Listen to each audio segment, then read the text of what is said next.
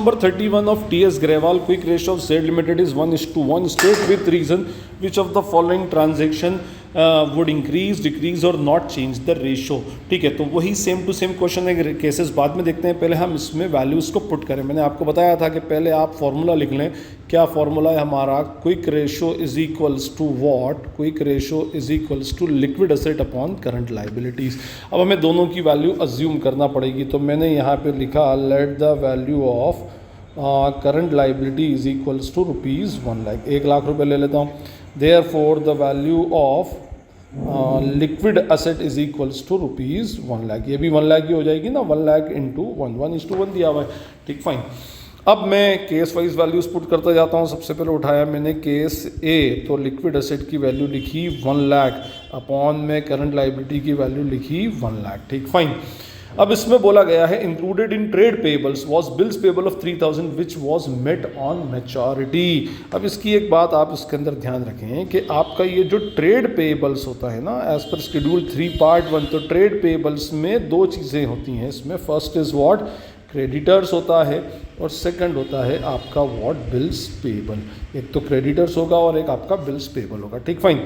अब हुआ क्या इसने कि एक ट्रेड पेबल जो था, जो बिल पेबल, एक ट्रेड पेबल्स के अंदर एक बिल्स पेबल था जिसको हमने मैच्योरिटी के ऊपर पेमेंट कर दिया, which was met on maturity. ठीक है, तो हमारे ट्रेड पेबल्स का पेमेंट हो गया. मींस हमारा क्या होगा? एक तो हमारा इसमें से बिल्स पेबल जो होगा वो माइनस हो जाएगा, bills payable will be deducted, और मैच्योरिटी मतलब हमने कैश को पे कर दिया तो हमारे पास से कैश जाएगी, तो कैश भी हमारे पास से अल्टीमेटली माइनस हो जाएगी. फाइन. तो बिल्स पेबल भी डिडक्ट, कैश भी deduct. Bills payable is a part of current liability. कोई भी एक वैल्यू, हाँ 3000 दे रही, तो 3000 रुपीज़ से मैं क्या करता हूँ, मेरा ये कम कर देता हूँ करंट लाइबिलिटी, बिल्स पेबल, और कैश में पेमेंट किया है तो 3000 रुपीज़ से कैश कम करूँगा, तो cash is a part of liquid asset, तो ये भी कम हो जाएगा मेरा, कैश भी माइनस. तो ये आ जाएगा मेरा finally 97,000 upon what? 97,000 is equals to 1:1 means no change will be there. I hope ये आपको क्लियर है. Now we will move to case 2.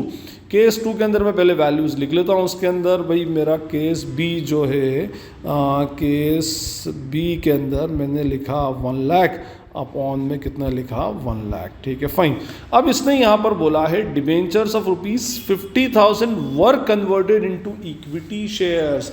हमारे जो डिबेंचर्स थे वो 50,000 के, वो इक्विटी शेयर्स में कन्वर्ट हो गए. अच्छा, अब आप इसको ज़रा ध्यान से सुना. इसमें एक लोचा है.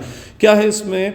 Debentures basically are the part of what? Non current liabilities. ये बेसिकली तो ये नॉन करंट लाइबिलिटीज़ का पार्ट होते हैं, और शेयर्स जो होते हैं usually shares are the part of share holders fund. ठीक है. अब एक्चुअली स्टूडेंट इसमें क्या सोचता है कि सर इसका मतलब ये डिबेंचर्स हमने शेयर्स में कन्वर्ट कर दिया तो नॉन करंट लाइबिलिटी माइनस हो गई, शेयर होल्डर्स फंड प्लस हो गया, है ना. तो अगर ना तो नॉन करंट लाइबिलिटी इस फॉर्मूले में है, ना ही शेयर होल्डर्स फंड है, तो इसका मतलब ये कि ना तो न्यूमरेटर पे इम्पैक्ट पड़ेगा ना डिनोमिनेटर पे इम्पैक्ट पड़ेगा. आंसर आएगा 0, है ना. Means no change. बट आप भूल गए. अब क्योंकि ये कन्वर्जन का पीरियड आ रहा है, तो conversion is a method of what? Redemption of debenture. Debenture को रिडीम करने का एक तरीका है कन्वर्जन.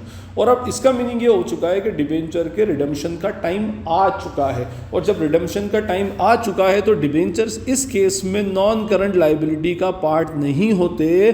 डिबेंचर इस केस में बन जाते हैं current maturity of long term debts का part, which is a part of current liability. ठीक है, ये करंट लाइबिलिटी का पार्ट होता है अदर करंट लाइबिलिटीज़ का.